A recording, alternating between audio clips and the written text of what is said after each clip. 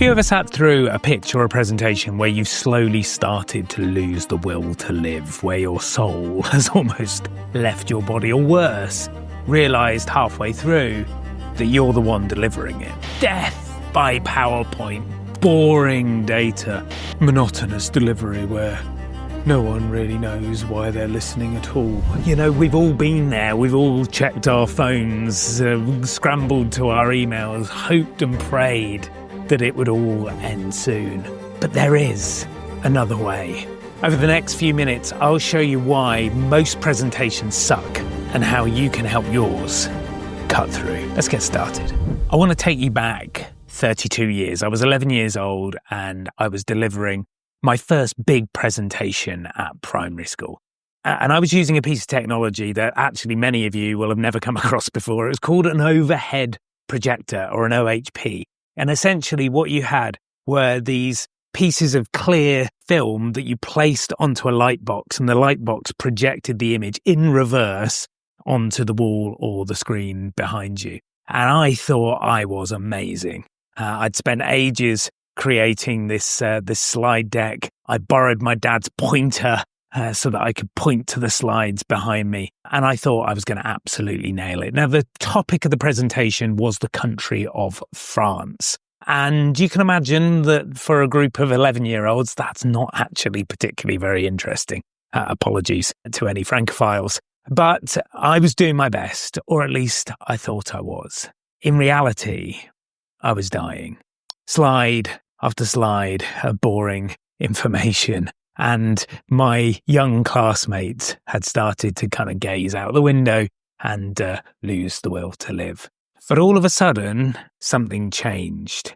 In my school bag, I had 250 grams of Roquefort cheese. Now, go with me here. I wanted to give people a taste of France. So I pulled the cheese out of my bag and I started to pass it around the classroom. And for any of you who've ever tasted Roquefort, it's a bit of an acquired taste. So there was suddenly pandemonium. Some people with slightly developed taste buds and palates were like, this is nice. And other people were literally reaching for the waste paper basket and trying to spit the cheese out halfway through the presentation. But what's amazing is that 32 years on, many of my classmates still remember that moment. I had achieved the holy grail of cut through. Now, I'm not for a second suggesting that every presentation needs edible props, but we do need to think how we capture our audience's attention. Most presentations don't fail because the ideas are bad. They fail because the ideas are delivered badly. We live in what I call an aha world, or an world, depending on your perspective. It's AI-driven, hyper-connected, and always on. Just pause for a second and look around this window. How many tabs have you got open? Go on, be honest. Put the number in the comments below. I bet you it's not just one. I bet you there are multiple. And actually, it won't just be one application that's open. There'll be multiple applications. You may even have a mobile phone hanging around somewhere nearby.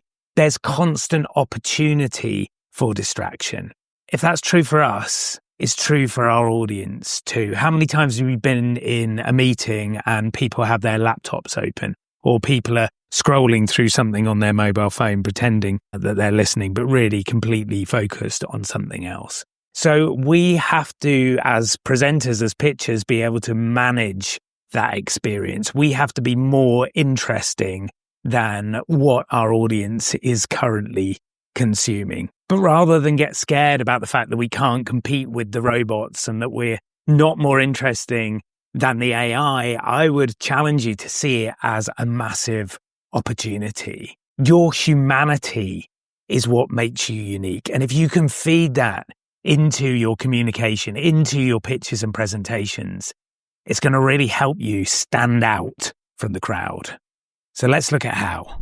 There are 3 ingredients that we need to pay attention to, and the first is simplicity. In a world full of noise, we've got to make it easy for our audience to consume and remember our message. We can't expect them to take on board the 27 reasons why we want them to do A, B, or C.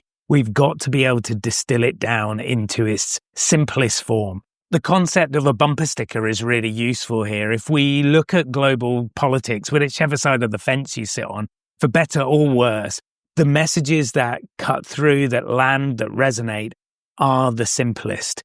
So how do we stop overwhelming our audience, strip back from everything they possibly could know about the topic, and start to focus on what we need them to know in this moment? The second ingredient is emotion. It's not enough just to take people on an intellectual journey. We need to take them on an emotional journey as well. We need to really consider how we want them to feel at the end of the pitch, the presentation, the conversation, compared to how they felt at the beginning. What is that journey that they're going on? What are the highs? What are the lows? A great way to do this is through storytelling, is by sharing personal experience, is by having a level of vulnerability with your audience. I'm not talking about sharing all the skeletons in the closet here. I'm talking about doing things that allow you to connect. In this Instagram world where everything looks perfect, if we're able to share with our audience some of the things that we've been struggling with, some of the challenges that we had along the way to implementation, some of the hurdles that we've overcome, people will instantly start to lean in and want more. The final ingredient is energy. We've got to bring our message to life. It can be as simple as we like and as emotionally connected as we like, but if it's delivered in a really dull and contained way, it's just not going to land with our audience. The reality is that the goalposts for attention have moved. When I was 11 years old and delivering that first presentation, my favourite TV series was the BBC drama All Creatures Great and Small.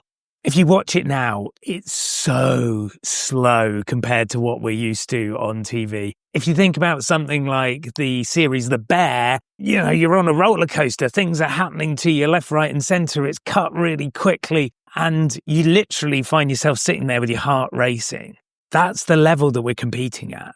If you're not bringing energy to your message, then your audience aren't going to hear it. At the intersection of simplicity, energy and emotion lies cut through. And that's what we all need to aim for.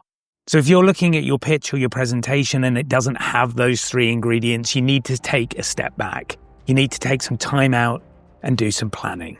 And then in the next installment, I'm going to share with you how to hook your audience in the first 7 seconds. So if you've got a presentation or pitch topic that you'd like me to apply my hook formula to, leave it in the comments. I'll choose the best ones and I'll incorporate them into my next videos.